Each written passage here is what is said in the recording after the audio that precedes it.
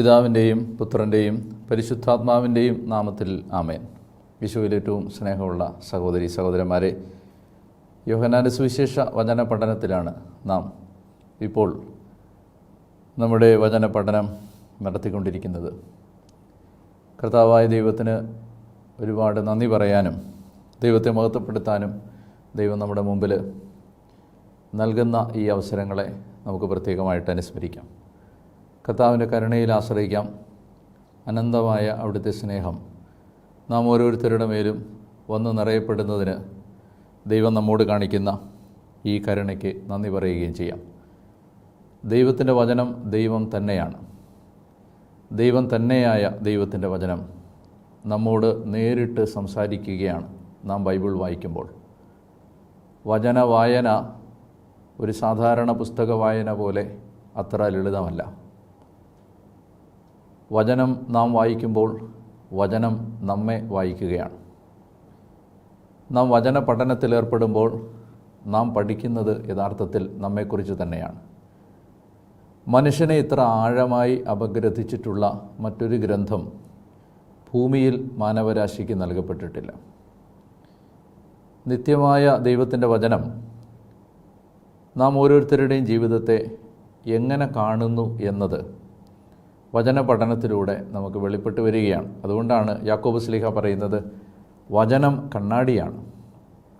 ഒരുവൻ ഈ കണ്ണാടിയുടെ മുമ്പിൽ നിൽക്കുമ്പോൾ താൻ എങ്ങനെയാണ് ആയിരിക്കുന്നത് എന്ന് കാണുന്നു. അപ്പോൾ ഈ കണ്ണാടിയാകുന്ന വചനം നമ്മുടെ ജീവിതത്തിൻ്റെ നിർണായകമായ പല അവസ്ഥകളെയും, മാരകമായ അവസ്ഥകളെയും, നമ്മുടെ ജീവിതത്തിൽ നാം പലപ്പോഴും ശ്രദ്ധിക്കാതെ പോകുന്ന അവസ്ഥകളെയും കണ്ടെത്താൻ സഹായിക്കുന്ന ആ നിത്യമായ സനാതനമായ ദൈവവചന പഠന ശുശ്രൂഷയിലേക്ക് നിങ്ങളെല്ലാവരെയും ഞാൻ ഏറ്റവും സ്നേഹത്തോടെ യേശുവിൻ്റെ നാമത്തിൽ സ്വാഗതം ചെയ്യുന്നു. പരിശുദ്ധ കന്യകാമാതാവിൻ്റെ മധ്യസ്ഥ അപേക്ഷിച്ചുകൊണ്ട് ഇന്നത്തെ ശുശ്രൂഷ നാം ആരംഭിക്കുകയാണ്. കൃപ നിറഞ്ഞ മറിയമേ, നിനക്ക് സമാധാനം. നമ്മുടെ കർത്താവ് നിന്നോടുകൂടെ സ്ത്രീകളിൽ നീ അനുഗ്രഹിക്കപ്പെട്ടവളാവുന്നു. നിൻ്റെ ഉദരഫലമായ നമ്മുടെ കർത്താവ് ഈശോ മിശിഹാ വാഴ്ത്തപ്പെട്ടവനാവുന്നു. പരിശുദ്ധ മറിയമേ, തമ്പുരാൻ്റെ അമ്മേ, പാപികളായ ഞങ്ങൾക്ക് വേണ്ടി ഇപ്പോഴും എപ്പോഴും ഞങ്ങളുടെ മരണസമയത്തും തമ്പുരാനോട് അപേക്ഷിച്ചു വരണമേ. ആമേൻ. പിതാവിൻ്റെയും പുത്രൻ്റെയും പരിശുദ്ധാത്മാവിൻ്റെയും നാമത്തിൽ ആമേൻ.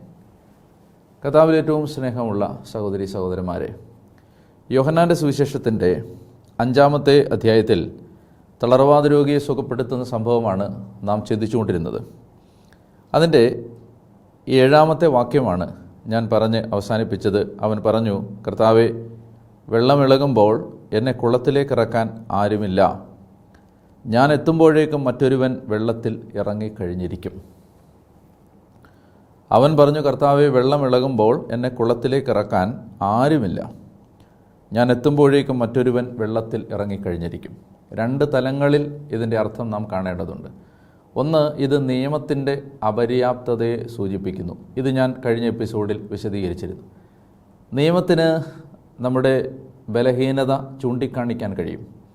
എന്നാൽ ആ ബലഹീനതയെ അതിജീവിക്കാൻ നമ്മെ സഹായിക്കുന്ന കൃപയിലേക്ക്, ആ ശക്തിയിലേക്ക് നമ്മൾ നയിക്കപ്പെടുന്നില്ല. എന്നാൽ കൃപയാണ് നമ്മെ ബലഹീനതകളെ അതിജീവിക്കാൻ സഹായിക്കുന്നത്. കർത്താവ് പറയുന്നുണ്ട്, നാം ഇനിമേൽ പാപം നമ്മുടെ മേൽ ഭരണം നടത്തുകയില്ല. കാരണം എന്തെന്നാൽ നാം നിയമത്തിൻ്റെ കീഴിലല്ല, കൃപയ്ക്ക് കീഴിലാണ്. റോമാലേഖനത്തിൻ്റെ 6-ാം അധ്യായത്തിൽ പരിശുദ്ധാത്മാവ് പറയുന്നുണ്ട്, പാപം ഇനിമേൽ നിങ്ങളുടെ മേൽ ഭരണം നടത്തുകയില്ല. എന്തെന്നാൽ നിങ്ങൾ നിയമത്തിന് കീഴിലല്ല, കൃപയ്ക്ക് കീഴിലാണ്. നമ്മൾ ഈ യോഹന്നാൻ്റെ സുവിശേഷത്തിൻ്റെ ആരംഭത്തിൽ പരാമർശിച്ച ഒരു വചനം കൂടി ഓർമ്മയിൽ കൊണ്ടുവരണം. നിയമം മോശ വഴി നൽകപ്പെട്ടു, കൃപയും സത്യവുമാകട്ടെ യേശുക്രിസ്തു വഴി ഉണ്ടായി. അപ്പോൾ നിയമത്തിൻ്റെ അപര്യാപ്തതയെ ഈ വചനം സൂചിപ്പിക്കുന്നു. നിയമത്തിന് അല്ലെങ്കിൽ മതങ്ങൾക്ക്, ഞാൻ കുറേ കൂടി ആഴത്തിൽ ചിന്തിക്കാൻ നിങ്ങളെ ക്ഷണിക്കുകയാണ്. നിയമത്തിന് അല്ലെങ്കിൽ മതങ്ങൾക്ക് മനുഷ്യനെ അവൻ്റെ പോരായ്മകൾ ചൂണ്ടിക്കാണിക്കാൻ സഹായിക്കാൻ കഴിയും. എന്നാൽ യേശുക്രിസ്തു എന്ന ദൈവപുത്രന് മാത്രമേ ഒരു മനുഷ്യനെ ഈ പോരായ്മയിൽ നിന്ന് രക്ഷിക്കാൻ കഴിയുള്ളൂ. അപ്പോൾ അതുകൊണ്ടാണ് ബൈബിളിൽ പുതിയ നിയമത്തിൽ ആദ്യമായി നൽകപ്പെടുന്ന വാഗ്ദാനം ഏതാണ്? നമ്മൾ കാണുന്നുണ്ട്. അതായത് ആഗമന വേദപുസ്തകം മുഴുവൻ പരിശോധിച്ചാൽ ബൈബിളിൽ ഏകദേശം 8500-ലധികം വാഗ്ദാനങ്ങളുണ്ട്.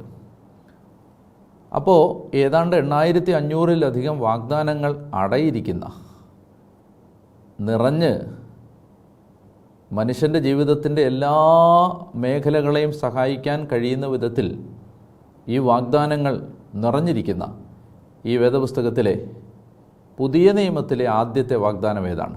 അത് മത്തായിയുടെ സുവിശേഷം 1-ാം അധ്യായം 21-ാം തിരുവചനമാണ്. നീ അവന് യേശു എന്ന് പേരിടണം, എന്തെന്നാൽ അവൻ തൻ്റെ ജനത്തെ അവരുടെ പാപങ്ങളിൽ നിന്നും മോചിപ്പിക്കും. അവൻ തൻ്റെ ജനത്തെ അവരുടെ പാപങ്ങളിൽ നിന്നും മോചിപ്പിക്കും. അപ്പോൾ നിയമത്തിന് കഴിയാത്തത് യേശുക്രിസ്തുവിലൂടെ വെളിപ്പെട്ട കൃപയ്ക്ക് കഴിയുകയാണ്. കൃപ മനുഷ്യനെ പാപത്തിൽ നിന്ന് മോചിപ്പിക്കുകയാണ്. ഇതിന് ഉദാഹരണങ്ങൾ ആവശ്യമില്ല. അതായത് മനുഷ്യൻ്റെ സ്വാഭാവിക ശക്തി കൊണ്ട് മനുഷ്യൻ എടുത്തു മാറ്റാൻ കഴിയാത്ത എത്രയോ ദുശീലങ്ങൾ, അടിമത്തങ്ങൾ, പാപബന്ധനങ്ങൾ കഴിഞ്ഞകാല ജീവിതങ്ങളിൽ ഒരു കാലത്ത് മനുഷ്യനെ അടിമത്തത്തിൻ്റെ ചങ്ങലകളിട്ട് പൂട്ടിയിട്ടിരുന്ന ആ നിസ്സഹായ അവസ്ഥകളിലേക്ക് കൃപയുടെ മഴവില്ല്, കൃപയുടെ മഴ പെയ്തിറങ്ങിയപ്പോൾ മനുഷ്യൻ സ്വതന്ത്രനായതിൻ്റെ ലക്ഷക്കണക്കിന് കോടിക്കണക്കിന് സാക്ഷ്യങ്ങൾ ലോകം മുഴുവനുമുള്ള ക്രിസ്തീയ വിശ്വാസം അവലംബിക്കുന്ന മനുഷ്യരുടെ ജീവചരിത്രത്തിൻ്റെ പിന്നാമ്പുറങ്ങളിലുണ്ട്. നാം മനസ്സിലാക്കേണ്ടത് ഇത് യേശുവിന് മാത്രമേ കഴിയൂ. അതുകൊണ്ട് എന്നെ കേട്ടുകൊണ്ടിരിക്കുന്ന ഏതെങ്കിലും ഒരു മകനോ മകളോ ഈ നിമിഷം തങ്ങളുടെ ഏതെങ്കിലും ബലഹീനത അവരെ ഭാരപ്പെടുത്തുന്നുണ്ടെങ്കിൽ, ഒരു സുവിശേഷകൻ എന്ന നിലയിൽ നിങ്ങളോട് ഞാൻ പറയാൻ ആഗ്രഹിക്കുന്നു, മനുഷ്യൻ്റെ ഏത് ബലഹീനതയെയും എടുത്തു മാറ്റാൻ സഹായിക്കുന്ന കൃപയാണ് യേശുക്രിസ്തുവിലൂടെ വെളിപ്പെട്ടത്. എത്രയോ ആളുകൾ, പ്രത്യേകിച്ച് ഈ ഫ്രം പോൺ ടു പ്യൂരിറ്റി എന്ന തലക്കെട്ടിലുള്ള ചില പുസ്തകങ്ങളുണ്ട്. From porn to purity. ആ പുസ്തകങ്ങൾ വിവരിക്കുന്നത് ഒരു കാലത്ത് അശ്ലീല സിനിമകളുടെ അഭിനേതാക്കളായിരുന്ന് നിരന്തരമായി ജഡിക പാപത്തിൻ്റെ അടിത്തട്ടിൽ മുങ്ങിക്കിടന്നിരുന്ന മനുഷ്യരെ സുവിശേഷം എങ്ങനെയാണ് പരിശുദ്ധിയിലേക്ക് നയിച്ചത്. ലോകമെമ്പാടുമുള്ള പോൺ ഇൻഡസ്ട്രിയിൽ നിന്ന്, പോൺ മൂവി ഇൻഡസ്ട്രിയിൽ നിന്ന്, അശ്ലീല സിനിമകളുടെ നിർമ്മാണത്തിൽ നിന്ന് യേശുക്രിസ്തുവിൻ്റെ സനാതനമായ ദൈവവചനം അപരിമേയമായൊരു ശക്തി പകർന്നു കൊടുത്തപ്പോൾ മോചിതരായി, സ്വതന്ത്രരായി, കർത്താവായ യേശുവിൻ്റെ സഹായത്തോടെ പുറത്തു വന്ന് പരിശുദ്ധിയിലേക്ക് വന്ന അനേകരുടെ ജീവിക്കുന്ന വാങ്മയ ചിത്രങ്ങൾ, ജീവനുള്ള ചിത്രങ്ങൾ ആ പുസ്തകത്തിലുണ്ട്. അപ്പോൾ ഇത് കൃപയാണ്. അപ്പോൾ അതുകൊണ്ട് ഈ 38 വർഷമായി തളർന്നു കിടന്നവൻ പറയുന്ന ഈ കുളത്തിലിറക്കാൻ ആരുമില്ല എന്ന് പറയുന്ന അവൻ്റെ ഹെൽപ്ലെസ്നെസ്, നിസ്സഹായത, പഴയ നിയമത്തിൻ്റെ നിസ്സഹായതയാണ്. നൂറ്റാണ്ടുകളായി മിശിഹ വരുന്നത് കാത്തുകിടന്ന മനുഷ്യൻ മിശിഹ വരുന്നത് വരെ അനുഭവിച്ചിരുന്ന ഒരു നിസ്സഹായതയാണ് ഈ എന്നെ കുളത്തിലിറക്കാൻ ആരുമില്ല എന്ന പരിദേവനം. അപ്പോൾ അതുകൊണ്ട് അത് ഈശോയോട് അവൻ പറയുകയാണ്, ഞാൻ വരുമ്പോഴേക്കും മറ്റൊരുവൻ വെള്ളത്തിൽ ഇറങ്ങിക്കഴിയും. ഇനി ഞാൻ പറഞ്ഞു ഇതിന് 2 തലത്തിലാണ് അർത്ഥം. ഒന്നാമത്തേത് അതാണ്. രണ്ടാമത്തേത് ഇത് ഈ മനുഷ്യൻ്റെ തന്നെ ഒരു നിസ്സഹായതയാണ്. അവൻ ഇപ്പോൾ അനുഭവിക്കുന്ന ഏറ്റവും മാരകമായി ഈ മനുഷ്യൻ്റെ മനസ്സിനെയും ജീവിതത്തെയും ഓർമ്മകളെയും വേട്ടയാടുന്ന ആഴത്തിലുള്ള ഒരു മുറിവാണ് എനിക്ക് ആരുമില്ല എന്നുള്ളത്. നിങ്ങൾ ആ മനുഷ്യനെ ഒന്ന് കുറേ കൂടി ക്യാമറ ഫോക്കസ് ചെയ്ത് ആ മനുഷ്യനിലേക്ക് നിങ്ങളുടെ കണ്ണുകൾ ഒരിക്കൽ കൂടി ഒന്ന് ചൂഴ്ന്നിറങ്ങിയാൽ അയാളുടെ അടുത്ത് അയാൾക്കൊരു ബൈസ്റ്റാൻഡർ ഇല്ല, അയാളുടെ ഭാര്യയില്ല, മക്കളില്ല, ബന്ധുജനങ്ങൾ ആരുമില്ല. ഇവിടെ ഈ മനുഷ്യന് യഥാർത്ഥത്തിലുള്ളത് ഈ കൂടെ കിടക്കുന്ന രോഗികൾ മാത്രമാണ്. പക്ഷേ ഓർക്കണം, അതിലെ ഓരോ രോഗിയും സ്വാർത്ഥരാണ്. അവർക്ക് തങ്ങളുടെ സൗഖ്യമാണ് വലുത്. അവിടെ ജലമിളകുമ്പോൾ, ദൈവദൂതൻ വന്ന് ജലമിളക്കുമ്പോൾ ഓരോരുത്തരും ചിന്തിക്കുന്നത് തനിക്ക് ആദ്യം വെള്ളത്തിലിറങ്ങണമെന്നാണ്. അപ്പോൾ ഓരോരുത്തൻ്റെയും സൗഖ്യവും അതിജീവനവും മാത്രം ലക്ഷ്യം വെച്ച് സ്വാർത്ഥതയോടെ കഴിയുന്ന കുറേ അധികം രോഗികൾ അയാളുടെ ചുറ്റിനുമുണ്ടെങ്കിലും അക്ഷരാർത്ഥത്തിൽ ഉറ്റവരോ ഉടയവരോ ബന്ധുക്കളോ സുഹൃത്തുക്കളോ ആരുമില്ലാതെ ഒറ്റപ്പെട്ട് കഴിയുന്ന ഒരു മനുഷ്യൻ്റെ നിസ്സഹായ ചിത്രമാണ് ഇവിടെ ഈ മനുഷ്യൻ്റെ വാക്കുകളിലൂടെ ഈതൾ വിരിഞ്ഞ് അവതരിപ്പിക്കപ്പെടുന്നത്. ഇവിടെ യേശു ഈ മനുഷ്യൻ്റെ ജീവിതത്തിലേക്ക് അവൻ വിളിക്കാതെ വരികയാണ് എന്ന് നിങ്ങൾ ഓർക്കണം. ഇവൻ വിളിച്ചിട്ടല്ല യേശു വരുന്നത്. എന്നെ സഹായിക്കാമോ എന്ന് ഇവൻ ചോദിച്ചിട്ടില്ല. 38 വർഷമായി ഇവൻ അവിടെ രോഗിയായി കിടക്കുകയായിരുന്നു എന്ന് മനസ്സിലാക്കിയ യേശുവാണ് അവനോട് ചോദിക്കുന്നത്, സുഖപ്പെടാൻ നിനക്ക് ആഗ്രഹമുണ്ടോ? അതുകൊണ്ട് ഈ ലോകത്തിലെ ആരുമില്ല എന്ന അന്യതാബോധത്തിൽ, ഓർഫൻഹുഡിൽ, റിജക്ഷനിൽ, അബാൻഡൻമെൻറ്റിൽ ജീവിക്കുന്ന ആരെങ്കിലും കർത്താവിൻ്റെ സുവിശേഷം കേൾക്കുന്നുണ്ടെങ്കിൽ, പ്രിയപ്പെട്ട സഹോദര സഹോദരി, നിനക്ക് ഈ ലോകത്തിലെ ഒരു മനുഷ്യനും ഉപകാരപ്പെടുന്നില്ലെങ്കിലും നിന്നെ സഹായിക്കാൻ ഇന്നും ജീവനോടെ നമുക്കിടയിൽ വ്യാപരിക്കുന്ന യേശുവിന് സാധിക്കും എന്ന് ഈ വാക്കുകൾ നമ്മളെ ഓർമ്മപ്പെടുത്തുകയാണ്. അവൻ്റെ അരികിലേക്ക് നടന്നു വരുന്ന യേശു ആരുമില്ലാത്ത ഓരോ മനുഷ്യൻ്റെയും ജീവിതത്തിൽ ഓരോ ദിവസവും ഓരോ നിമിഷവും നടന്നു വരുന്നുണ്ട്.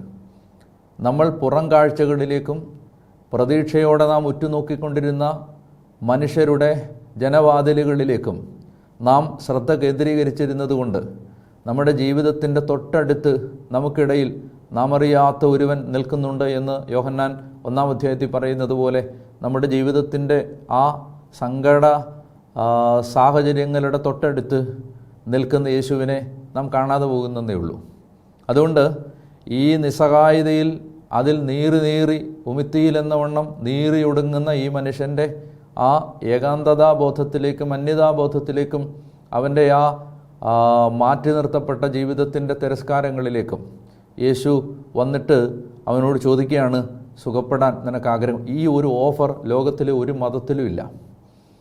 ഒരു ലോകത്തിലെ മനുഷ്യന് അന്വേഷിച്ച് കണ്ടെത്തിയ ആത്മീയ പരിസരങ്ങളിൽ ഒരിടത്ത് പോലും ഇങ്ങനെ ഒരു ദൈവമില്ല.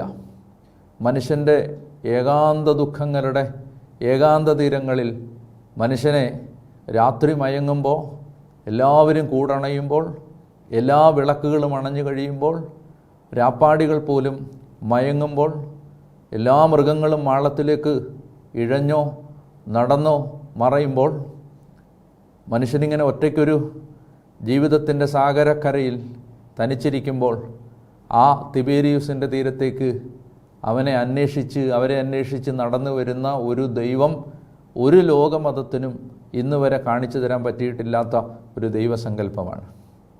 അതുകൊണ്ട് തകർന്നു പോയ മനുഷ്യന് വേണ്ടി ഈ ലോകത്തിൽ അവതരിപ്പിക്കപ്പെടുന്നതാണ് സുവിശേഷം. ആരുമില്ലാത്തവനും ആരും സഹായിക്കാനില്ലാത്തവനും വേണ്ടി ഈ ലോകത്തിലേക്ക് വന്നവനാണ് യേശു ക്രിസ്തു.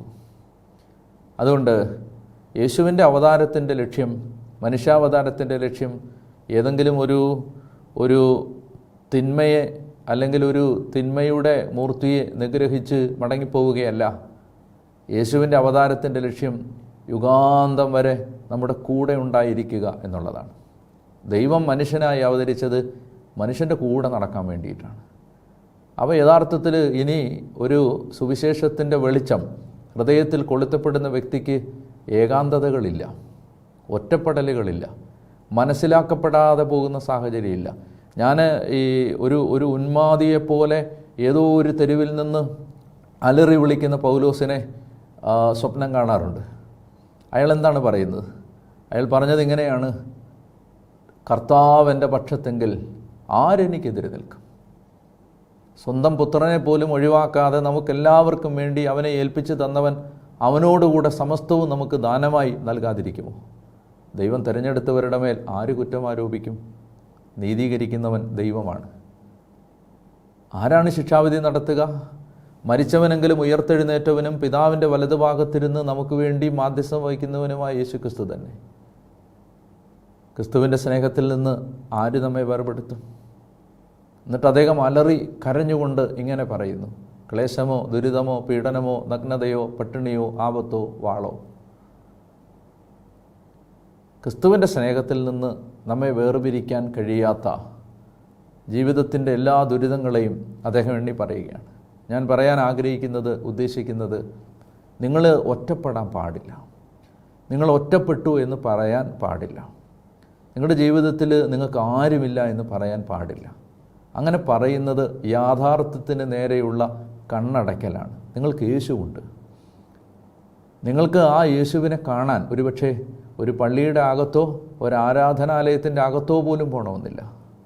നിങ്ങളായിരിക്കുന്ന ആ ഏകാന്തതയുടെ തടവ് മുറികൾക്കകത്ത് നിങ്ങൾ ചങ്ങലയിട്ട് പടയാളികൾക്ക് മധ്യേ കിടത്തപ്പെടുന്ന ആ ഏറ്റവും രൂക്ഷമായ അടിമത്വത്തിൻ്റെ നടുവിൽ നിങ്ങളെല്ലാവരും ഉപേക്ഷിച്ച് ഒറ്റപ്പെടുത്തി നടന്നു മറയുമ്പോൾ നിങ്ങൾ അനുഭവിക്കുന്ന ആ ശൂന്യമായ ഏകാന്തതയ്ക്ക് മുമ്പിൽ നിങ്ങളെ തേടി വരാൻ ഒരു രക്ഷകനായ യേശു ഉണ്ട് എന്നതാണ് ഞങ്ങൾക്ക് ലോകത്തോട് വിളിച്ചു പറയാനുള്ള ഞങ്ങളറിഞ്ഞ ഏറ്റവും വലിയ സത്യം. അതിൻ്റെ കാരണം എന്താണ്? ഞങ്ങൾ ആരാധിക്കുകയും വിശ്വസിക്കുകയും ചെയ്യുന്ന യേശു മരിക്കുക മാത്രമല്ല, ഉയർത്തെഴുന്നേറ്റ് ഇന്നും ജീവിക്കുന്ന ദൈവമാണ്. ആ ദൈവം മാനവകുലത്തിലെ എല്ലാ മനുഷ്യരുടെയും, ഈ 700 കോടി മനുഷ്യരുടെയും ജീവിതത്തിലേക്ക് അവരറിയുന്നില്ലെങ്കിലും നടന്നു വരുന്നുണ്ട്.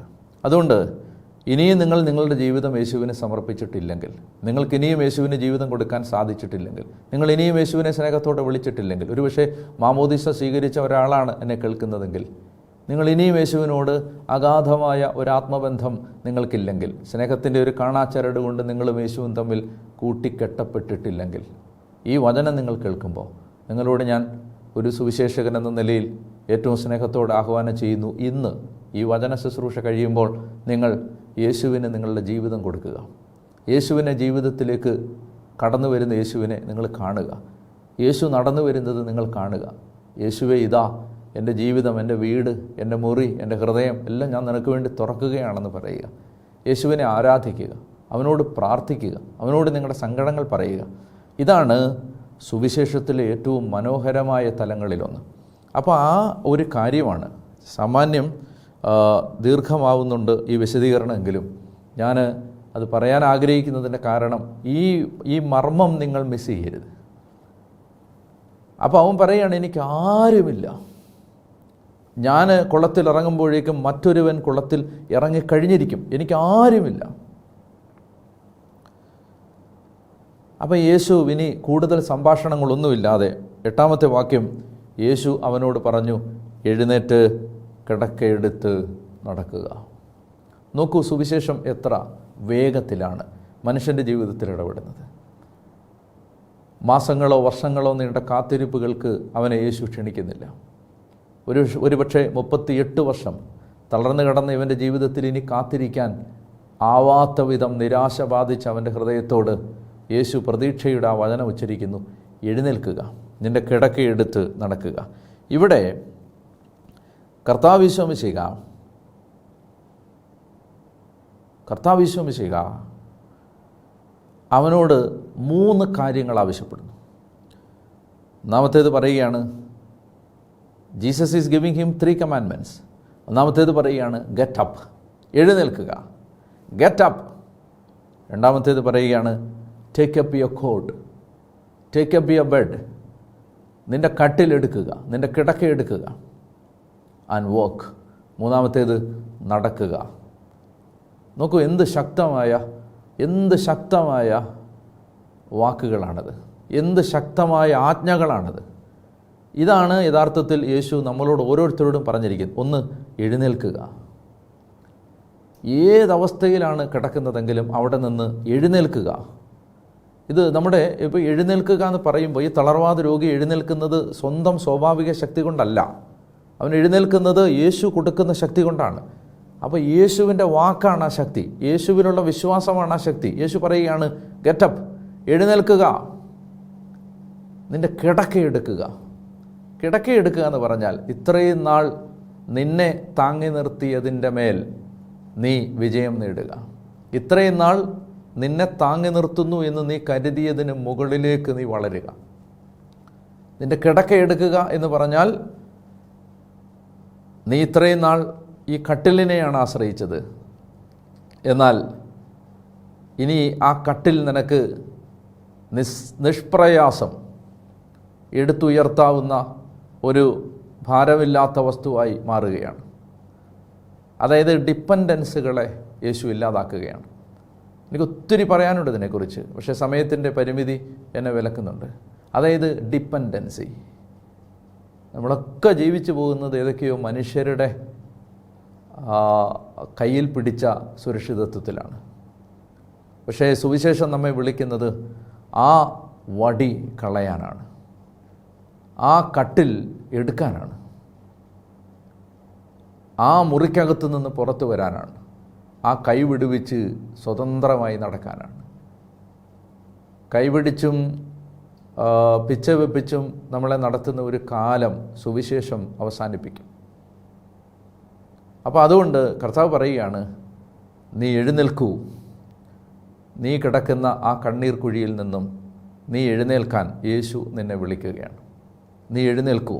ഹാഗാറിനോട് പറയുന്നത് പോലെ നീ കരച്ചിൽ നിർത്തൂ. റാഹേലിനോട് പറയുന്നത് പോലെ നീ കരച്ചിൽ നിർത്തൂ. മഗ്ദലന മറിയത്തോട് ചോദിക്കുന്നത്, എന്തിനാണ് നീ കരയുന്നത്? എഴുന്നേൽക്കൂ, എഴുന്നേൽക്കൂ. ഈ അടിമത്വത്തിൽ നിന്ന്, ഈ പരാധീനതയിൽ നിന്ന്, ഈ നിരാശയിൽ നിന്ന്, ഈ ഡിപ്രഷനിൽ നിന്ന്, ഈ പ്രതീക്ഷയറ്റ സാഹചര്യത്തിൽ നിന്ന് നീ എഴുന്നേൽക്കുക. എഴുന്നേൽക്കുക എന്ന് നിന്നോട് പറയുന്നവൻ ഈ ലോകം സൃഷ്ടിച്ച ദൈവമാണ്. നിൻ്റെ കിടക്ക എടുക്കുക എന്നും നടക്കുക എന്നും നിന്നോട് ആജ്ഞാപിക്കുന്നവൻ നിന്നെ സൃഷ്ടിച്ച ദൈവമാണ്. ദൈവം നിങ്ങളെല്ലാവരെയും അനുഗ്രഹിക്കട്ടെ എന്ന് ഞാൻ പ്രാർത്ഥിക്കുന്നു. ദുഃഖത്തിലും നിരാശയിലുമായിരിക്കുന്ന ആരൊക്കെയോ ഈ വചനം കേൾക്കുന്നുണ്ട് എന്നെനിക്കറിയാം. നിങ്ങളുടെ ജീവിതത്തിൽ ഇന്ന് 38 വർഷമായി തളർന്നു കിടന്നവൻ്റെ ആ നിസ്സഹായതയുടെ കുളക്കടവിലേക്ക് നടന്നെത്തിയ യേശു നടന്നു വരും എന്ന് വിശ്വാസത്തിൽ ഞാൻ കാണുകയാണ്, പ്രാർത്ഥിക്കുകയാണ്. ദൈവം നിങ്ങളെ അനുഗ്രഹിക്കട്ടെ. പിതാവിൻ്റെയും പുത്രൻ്റെയും പരിശുദ്ധാത്മാവിൻ്റെയും നാമത്തിൽ ആമേൻ.